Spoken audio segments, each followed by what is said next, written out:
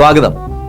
Beef lynching സംഭവങ്ങൾ നിത്യവാർത്തകളായി വന്നുകൊണ്ടിരിക്കെ മതേതര ചക്രവ്യൂഹമൊരുക്കി നരേന്ദ്രമോദിയെ പിടിച്ചു കെട്ടാൻ 18 അടവും പറന്നുവെട്ടും പഠിച്ച മാപ്പിളവീരൻ കുഞ്ഞാലിക്കുട്ടി തന്നെ ഡൽഹിക്ക് പറക്കട്ടെ എന്ന മുസ്ലിം ലീഗ് പാർട്ടി തീരുമാനത്തെ വലിയ ആവേശത്തോടെയാണ് ലീഗ് അണികൾ അന്ന് ഏറ്റെടുത്തത്. ഈ കുഞ്ഞാപ്പ മലപ്പുറത്തിന് സ്വന്തമാണടാ, നാമെല്ലാം ആശപ്പെട്ടൊരു നാള് വന്നടാ.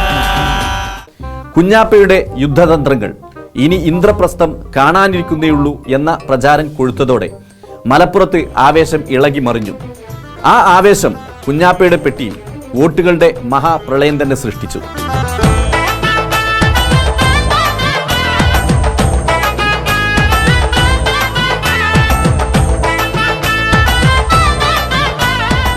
ലോക്സഭയിൽ മുത്തലാഖ് യുദ്ധത്തിൽ നിന്നുകൂടി കുഞ്ഞാലിക്കുട്ടി ഒളിച്ചോടി എന്ന വാർത്ത കേട്ട് പലരും ഞെട്ടിത്തെരിച്ചു, ചിലരൊക്കെ പൊട്ടിത്തെറിച്ചു. ഉപരാഷ്ട്രപതി തെരഞ്ഞെടുപ്പ് നടന്നപ്പോൾ അങ്കത്തട്ടിലെ കുഞ്ഞാപ്പയുടെ അസാന്നിധ്യം അന്ന് വലിയ വിവാദമുണ്ടാക്കിയെങ്കിലും അത് ഫ്ലൈറ്റ് മിസ്സായതുകൊണ്ട് തന്നെ ആയിരിക്കും എന്ന ന്യായം ഒരുവിധം അണികളെ അങ്ങ് പറഞ്ഞ് സമ്മതിപ്പിച്ചതായിരുന്നു. എങ്ങും വർഗീയ സംഘർഷങ്ങൾ, മതസൗഹാർദ്ദം പാടെ തകർന്നിരിക്കുന്നു. സഹവർത്തിത്വത്തിന്റെ പാതയിലൂടെ നീങ്ങേണ്ട മതങ്ങൾ ഇന്ന് ഏറ്റുമുട്ടലിന്റെ പാതയിലൂടെയാണ് മുന്നേറിക്കൊണ്ടിരിക്കുന്നത്. ഞാൻ അല്പം താമസിച്ചു പോയി. വിദേശ രാജ്യങ്ങളിൽ നിന്നുള്ള ഭീഷണി കുറച്ചു കാണരുത്. നമ്മുടെ ഐക്യത്തെ തകർക്കാനും സമ്പദ് വ്യവസ്ഥയെ അട്ടിമറിക്കാനും വേണ്ടായിരുന്നു. പക്ഷേ മുത്തലാഖിന് പാർലമെന്റിൽ നരേന്ദ്രമോദിയുമായി അംഗം കുറിച്ചതിനു ശേഷം കുഞ്ഞാപ്പ മുങ്ങിയത് അണികളിൽ കടുത്ത രോഷമാണ് പടർത്തിയത്. ആളുന്ന തീയില് തിരിയണ്ണ പാരണം, ആപത്തില്ലവനാന്റെ തടി നോക്കണം. നേതാവ് ഇന്ന് നേതാവ്, നാളെ രാജാവ് എന്നും ജേതാവ്. അങ്കത്തട്ടിൽ നരേന്ദ്രമോദിയുമായി മുഖാമുഖം വരുന്ന ഘട്ടത്തിലൊക്കെ ഫ്ലൈറ്റ് മിസ്സാവുന്നതും ബിരിയാണി പ്ലേറ്റ് മിസ്സാവുന്നതും പറഞ്ഞ് കുഞ്ഞാപ്പ മുങ്ങുന്നത് കടുത്ത ആരാധകർക്ക് പോലും ഉൾക്കൊള്ളാൻ കഴിഞ്ഞില്ല. എന്റെ കാവിലമ്മേ, തൃപ്പത്തൂർ കോലോത്തമ്മേ, ഒരു വീരഗാഥ രചിക്കാൻ നീ എനിക്ക് ശക്തി നൽകണമേ. എന്റെ റബ്ബേ, നീ എന്നെ കുത്തുവാള എടുപ്പിക്കല്ലേ.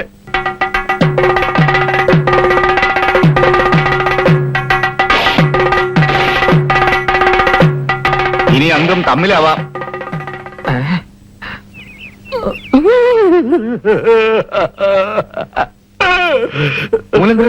എന്തു പറ്റി? ഈ വാള് കാണുമ്പോ ഞാൻ എന്റെ നേരമ്മാവനെ ഓർത്തു പോകുന്നു. കൊണ്ടോട്ടിയിൽ അംഗം വെട്ടാൻ പോയി അംഗം ജയിച്ച് കോലോത്ത് വന്ന് അംഗത്തളർച്ച തീർക്കാൻ അങ്കണത്തിൽ വിശ്രമിക്കുമ്പോ ഉത്തരത്തിൽ നിന്ന് വാളൂരി ഉച്ചി വീണ് മയ്യത്തായി, അല്ല മരിച്ചുപോയി. കർപ്പൂരം പോലെ അരിഞ്ഞു പോയത്. എനിക്കാവില്ല. എന്റെ പൂരമ്മാവ, ഈ അനന്തരവനോട് പുറക്കേണമേ. കുഞ്ഞാപ്പയുടെ യുദ്ധവീര്യത്തെക്കുറിച്ച് ആരാധകർക്ക് പാടിപ്പറയാൻ ഒരുപാട് വീരകഥകൾ ഉണ്ടായിരിക്കാമെങ്കിലും സമസ്ത പ്രസിഡന്റ് ജിഫ്രി മുത്തുക്കോയ തങ്ങൾക്ക് കുഞ്ഞാപ്പയിൽ ഒരല്പം വിശ്വാസക്കുറവ് നേരത്തെ തന്നെ ഉണ്ട്. നമ്മൾ ഏതായാലും ന്യൂനപക്ഷമാണല്ലോ, നമുക്ക് ശബ്ദിക്കേണ്ടവരാണ് ഇവരൊക്കെ. ബഹുമാനപ്പെട്ട കുഞ്ഞാലിക്കുട്ടി സാഹിബിനെ പോലുള്ളവരൊക്കെ ഇവര് പാർലമെന്റിൽ ഇവരെ മുൻഗാമികൾ ശബ്ദിച്ചതുപോലെ ശബ്ദിക്കണം. എന്റെ ഈ അന്നസത്യം ഞാനങ്ങനെ ചെയ്തിട്ടില്ല. വെറുതെ കഴിഞ്ഞ ആഴ്ച നടന്ന കാര്യങ്ങൾ പറഞ്ഞ് എന്നെ നാറ്റിക്കരുത്. ബിരിയാണി പ്ലേറ്റ് മിസ്സാവുന്നതായിരുന്നില്ല തന്റെ പ്രശ്നം. മുത്തലാഖ് യുദ്ധത്തിനേക്കാൾ പ്രധാനപ്പെട്ട മറ്റൊരു യുദ്ധം ചന്ദ്രികയിൽ ഉണ്ടായിരുന്നത് കൊണ്ടാണ് ഡൽഹിയിൽ നിന്ന് മുങ്ങിയത്. ഡൽഹി പോവാൻ നമുക്ക് എവിടെ സമയം? മരിച്ചിട്ടും പോയില്ല. മരിച്ചിട്ട് പോവാത്തത് അന്ന് മാപ്രാണം കരയോഗത്തിന്റെ ചെറിയൊരു മീറ്റിംഗ് ഉണ്ടായിരുന്നു.